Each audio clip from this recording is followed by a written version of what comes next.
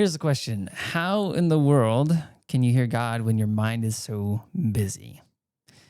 Now, if you are anything like me, then you have lived a life of formulaic prayer where you kind of go through the motions and the prayer doesn't really reach past the ceiling and your mind just like is constantly thinking about things. That was the way that I used to be. Now I have spent the past 3 or 4 years really deliberately understanding how do I connect with God? How do I hear from Him? And this is something that I practice every single day with people, hundreds of people every single week that I'm helping to hear from God. And there was a couple people this week specifically that kind of ran into this problem, this question, this challenge. And so because I know the experience myself and I wanted to kind of dissect why this happens. Why is it that our brain gets so busy? And by understanding that, I promise you that by the end of this video, what you're going to be able to do is start hearing God, even amidst the busyness of mind. So that's my bold claim. So to start off, I wanted to share how there's an example within Scripture where Mary and Martha are with Jesus and with the disciples. Mary has chosen to sit down to listen to Jesus, and Martha is running around busy and also frustrated. Because in her mind, and even what was culturally supported at the time, was that you prepare the house. If you've got guests, you make sure that they're taken care of. So Martha is doing that. And when she sees that Mary is not doing that, she thinks to herself, this shouldn't be happening. She tells Jesus, Martha's not helping in a way. And Jesus then responds, it's like, Martha, you are busy about so many things. And Mary has chosen a better part. Like she's chosen to just sit and listen. It's okay for her to do this. And you don't need to be so busy. I'm not here to judge you for that. I'm just letting you know that you can let go of all this control. And this is what we do. And this is what we're actually afraid of. We're afraid of losing control. And so our mind and our bodies have learned and have been supported by society to stay busy. An example of this is I had a guy on my call. I do this daily call where I'm helping people to receive and to listen. You can join it for free. You can come into the community. But I do want to invite you, instead of doing that, there's a Hearing God challenge that I'm putting on that I'll put a link in the description. And that will be more helpful. And then you can come into the community and come to these daily calls. But I have this guy on my call and I asked him how it went. Like, what did he learn? What did he notice? What happened? And he said that his mind was all over the place and he couldn't focus. And so I want to just like spell out the experience of what my friend went through. So the circumstance is that here he is on this call. Tyson is leading in like, close your eyes, take some breaths. Here's a scripture and ask a question to God. So that's kind of his circumstance. And then his brain is thinking all of everything else about the day, what's going on. And then another voice comes in. So there's the circumstance in this receive experience, mind's going everywhere. What are my thoughts about that? The thoughts that he had were things like, this is really hard. I need to be following this instruction. This always happens to me. Why is this so difficult? So here's all these sentences that are going on in his mind, judging his experience. And when he thinks those thoughts, he's going to feel frustrated. He's going to feel shame. He's going to feel disconnected. And when you feel those things, like when I feel frustrated, when I feel shame, Some of the things that I do are sometimes I withdraw. So for him, leading to just disconnecting and giving up on the process. Sometimes for me, frustration and shame lead to control. So a more forceful approach. Let me try and focus really hard. Now it becomes a total head thing where I'm forcing myself to focus. And in that focus, it's really hard to receive because there is no heart. There is no connection. It's just me trying to force an outcome. And then another thing that is within that as well is that I try and fawn. So, the nervous system response of fight, flight, or freeze. There's also fawn, and I like to add force. So I try and control. So I might people please. I might just go into a breakout room and fake that I heard something. I'm just trying to people please, put on a mask because I'm afraid of being judged. I think in Martha's situation, she didn't want to receive any judgment for not creating a great guest experience. I mean, that's how I would be. She was a human, and humans haven't changed. Like, we all are still afraid. We're all concerned about what other people think about us. So for my friend here, he's having this experience. His mind's going busy. He's judging himself for that. He's feeling frustration. He's feeling shame. And then these actions of ruminating on all the thoughts, trying to force things, and it only results in a continuation of the loop. It only separates him further. If I am trying to force something and then I still don't feel connected, then I judge myself for not feeling connected, and then I feel shame again, and then it just repeats. And if I do that enough times, if I judge myself enough times for experiencing a busy mind as I go to God, what will likely happen is that I will then take on an identity. I will then start thinking that there must be something wrong with me, or I am not someone that hears God. And if I'm someone that doesn't hear God, then what's the point of connecting?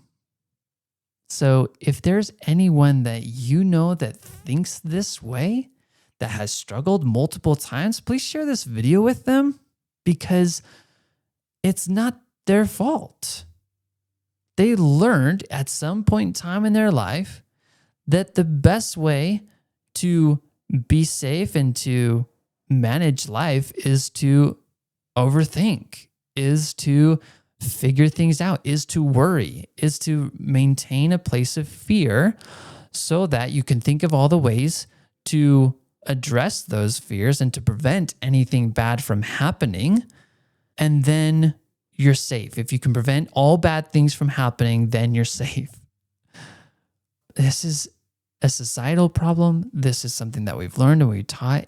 You are not a problem. There's nothing wrong with you if you have a busy mind. Where things are challenged is when you start to judge yourself for your experience.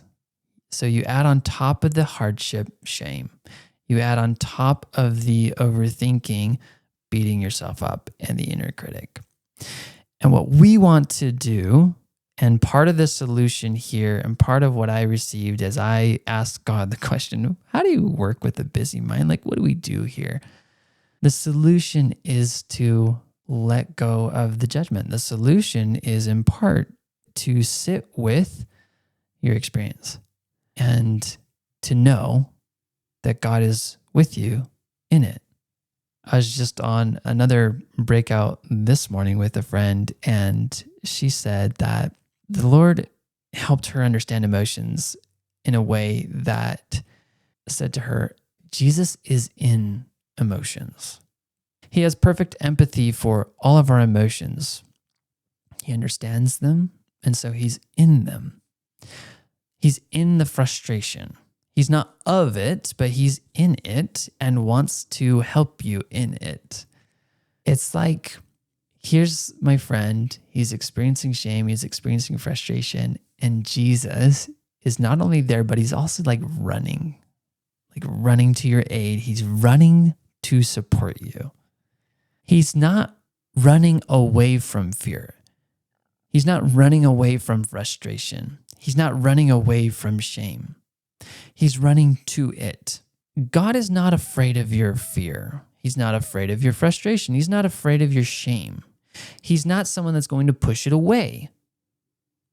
He wants to be with you in it because he knows that if his love can enter into the space of your busy mind, that the fears will dissolve. There is no fear in love. And so when you can just sit in a place of love and witness with compassion your busy mind experience, you will find that stillness happens. You will find that the busy mind gets less busy. You will also find that it might be uncomfortable and it might be hard for you to maintain that presence of love for yourself because it's unfamiliar, because it hasn't been practiced. All I know is that I think it was Einstein who said, you can't solve a problem with the same level of thinking. And Jesus would say, you can't put old wine in a new wineskin. You can't solve this problem, and I put it in quotations, you can't solve this problem with the same thinking. You have to renew your mind. You have to think anew. You have to repent. You have to change the way you think about this whole scenario that you're experiencing so that you can enter into a newness of life. And one way that I've thought about baptism is it's all about immersion. So baptism is symbolic of washing away the old and being raised to a new. And I love to think it's like the way in which you let go of the old is that you don't just be immersed. It's not just water. What is this water? It's the living water. It is Jesus Christ. How can I be immersed in love? If God is love, how can I be immersed in love? And from that love, all the fear, all the shame dissolves. And then I'm left with a newness, a new way of thinking about myself. And from that place of love, God is going to give me new thoughts to think about myself, about him, about other people, about my situation. And when I start thinking new thoughts, man, freedom. That's what we get. And it's the most beautiful thing in the world.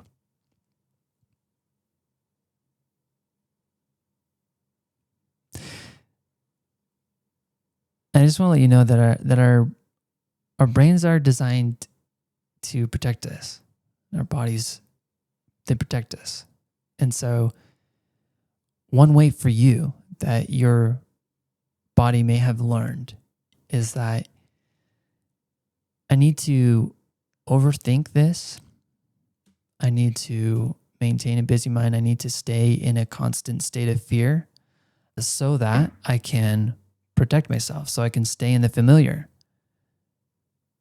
The moment that I get still, it's just like with a conversation that I have with people. If I pause for a moment in conversation with you and I don't say anything,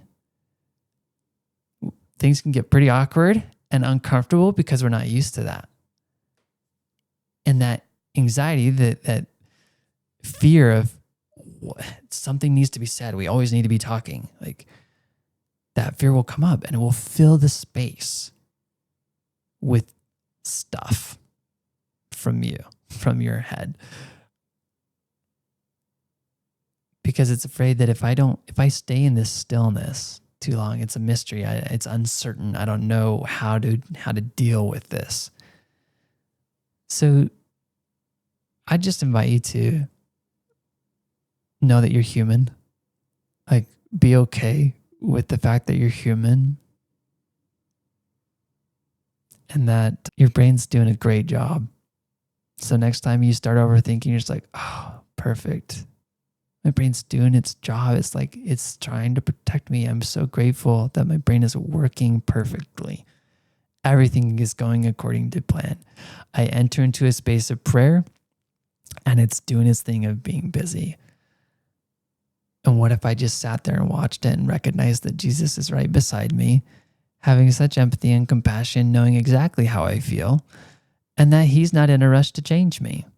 He's not thinking the thoughts of condemnation that say, I can't believe you're doing this. This is horrible. You shouldn't be doing this. You should be more focused right now. You should be listening to this guided experience. You should be receiving from me. And if you don't receive from me, then you are a horrible human. That's not his voice.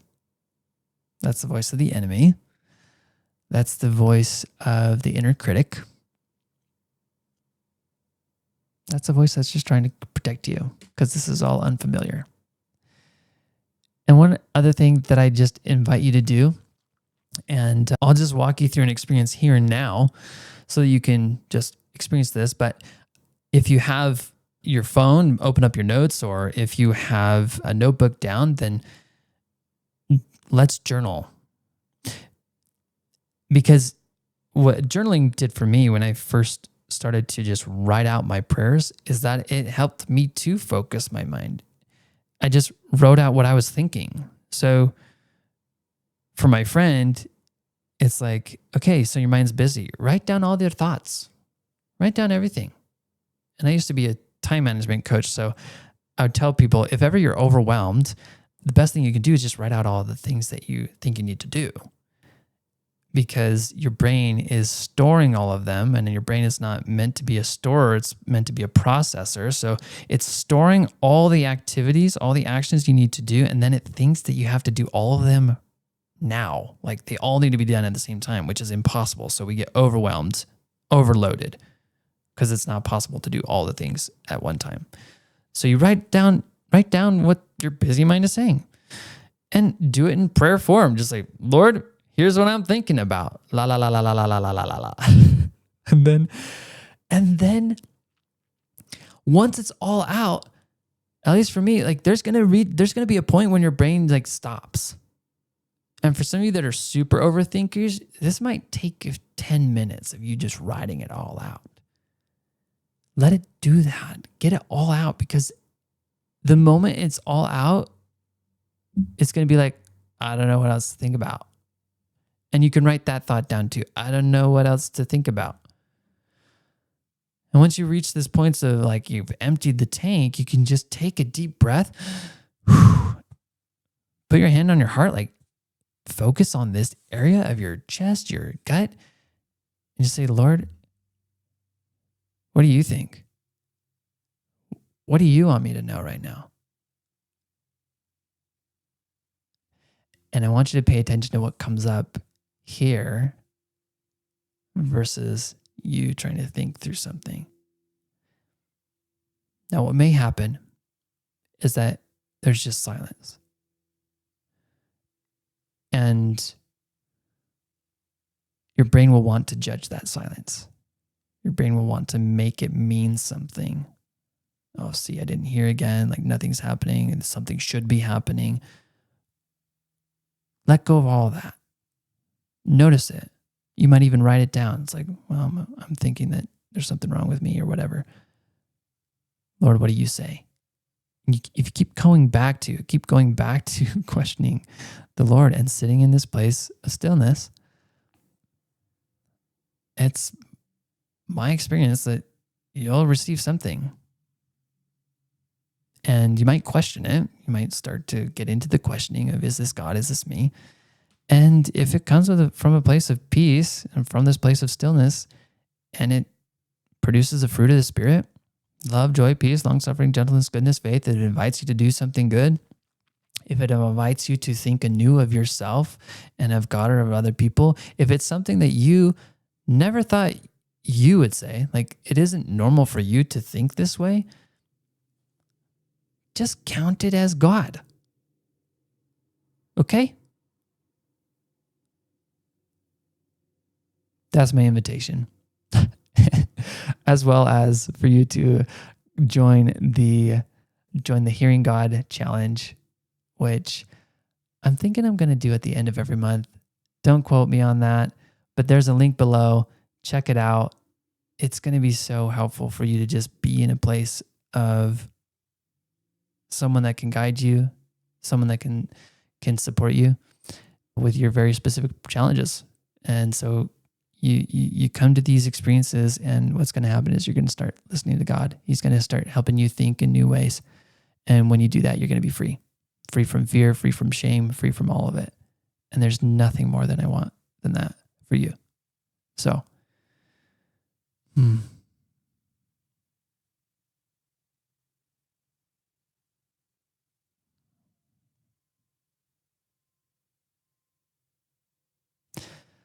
yeah. So instead of doing an exercise here now, I just invite you to do the exercise that I just spelled out.